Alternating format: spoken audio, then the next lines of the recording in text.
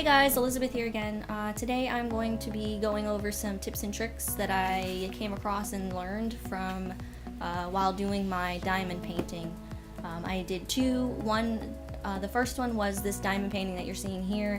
The second one was a custom piece from a Google image that I found. I did not record any of that, but this piece was a bit smaller, so I could actually keep it within frame. But diamond paintings are basically like paint by numbers, but instead of using paint, you use tiny square or circular drills that sparkle.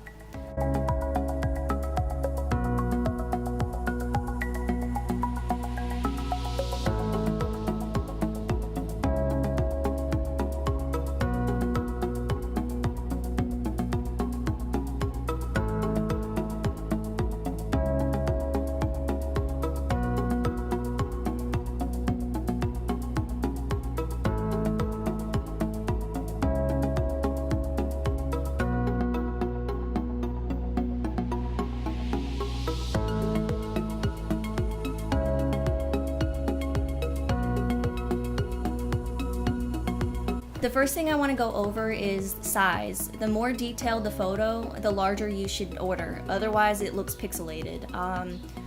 I looked at several pictures of, like in the review section on Amazon, people will sometimes upload photos of what the size actually looks like. And a lot of the times, if it's a detailed photo, you need to order a very large piece, so it doesn't look just like a bunch of squares, to be honest with you.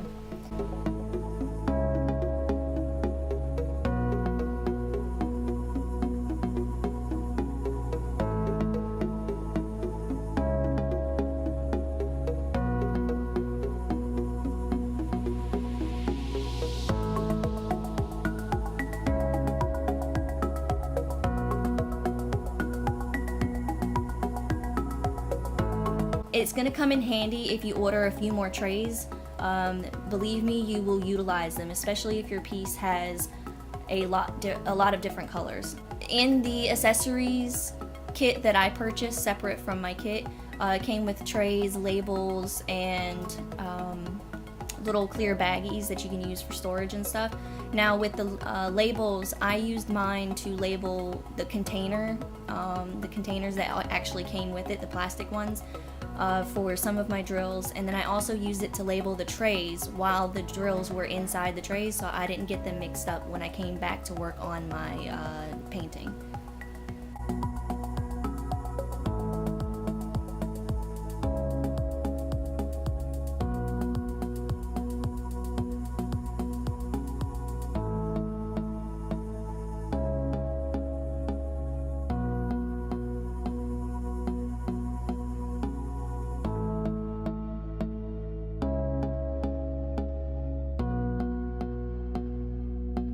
Work whatever way feels most comfortable for you. My first DP was clearly small, so I started in the center at the very bottom.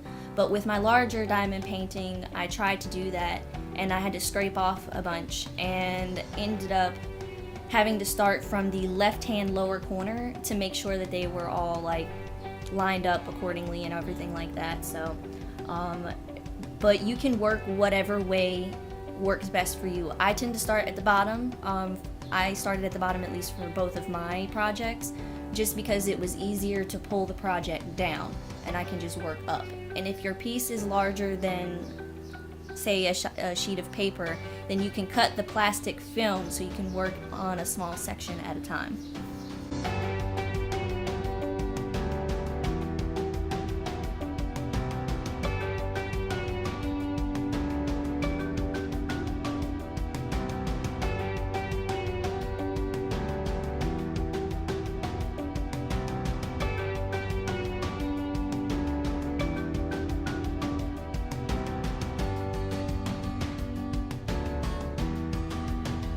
To hold your diamond painting down to your surface, you can use tape, binder clips, or the clips that sometimes come in the accessories kits. I think 4 came in my accessory kit. I'll actually leave a link in the description below to this accessory kit that I purchased.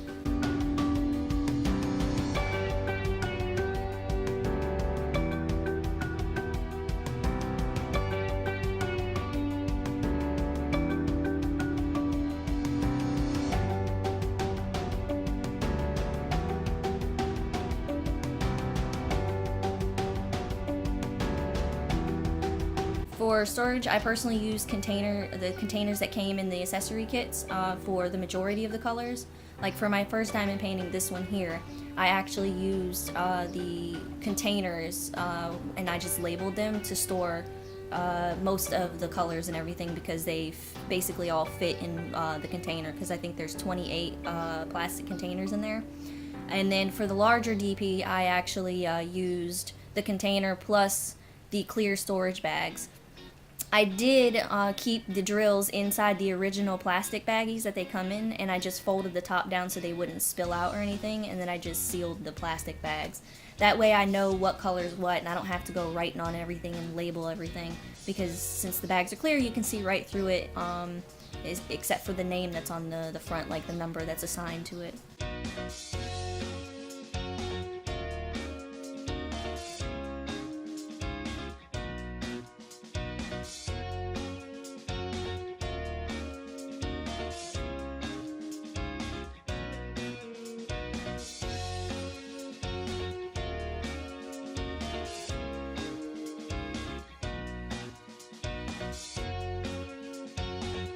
Sometimes the drills can actually become oily or have some static electricity on them.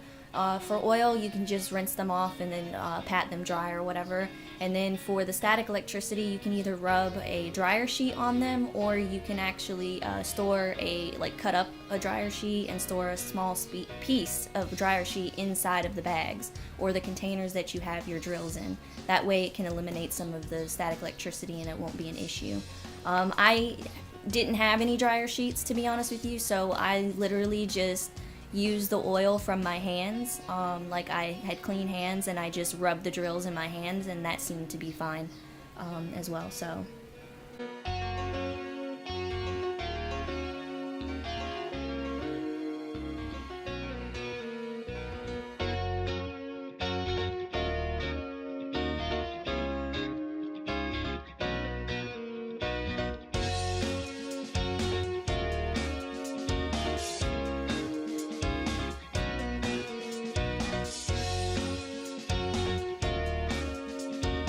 Utilize the tools, even the tweezers, because the tools might seem weird at first to use because you're dropping more than one drill at a time if you're using the larger drill pens, but you'll get used to it pretty quickly, and your project will go by a lot quicker if you actually use the pens. The tweezers come in handy too, trying to actually line up pieces, the drills that you haven't quite lined up with the pen. And when you place your drills, make sure that you're not pressing extremely hard or anything like that, because the wax will come out of your pen and you'll have to continually refill it, or it won't pick up the drills as like they're supposed to, basically.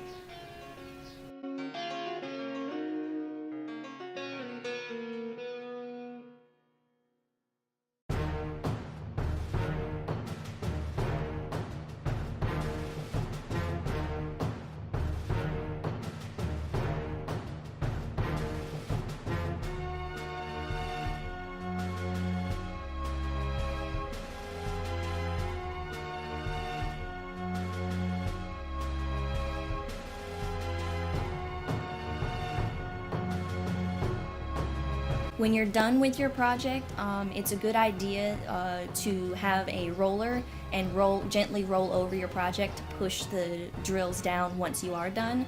I use the palm of my hands because I didn't have a roller or anything, and I wasn't going to be spending any more money to purchase one when I can just press down with my palms. That seemed to work. A lot of people actually seal their projects too once they're done. I have yet to seal mine, but it's something that I'm thinking about, and I am planning on framing both of my projects without glass, so it can sparkle a little bit more, but you can frame it any way that you want to.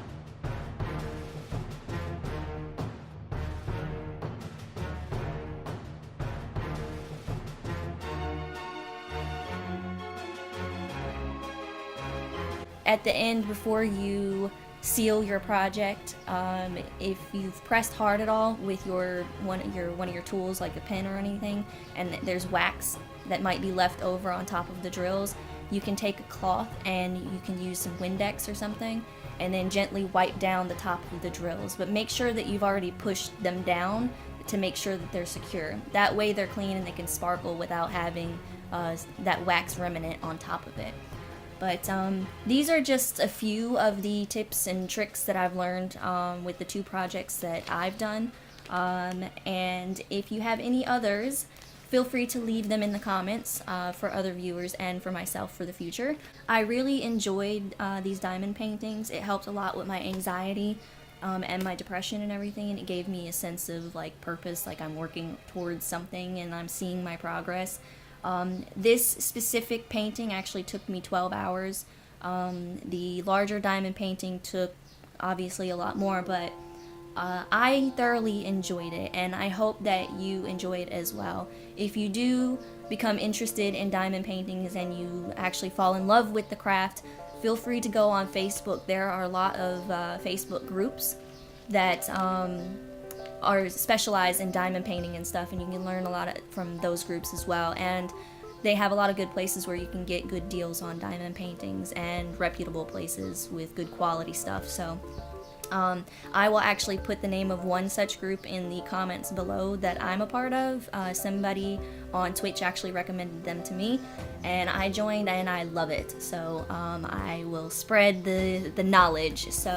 But anyway, I hope that you guys enjoyed this video, and until next time, don't forget to like and subscribe. I will talk to you guys later.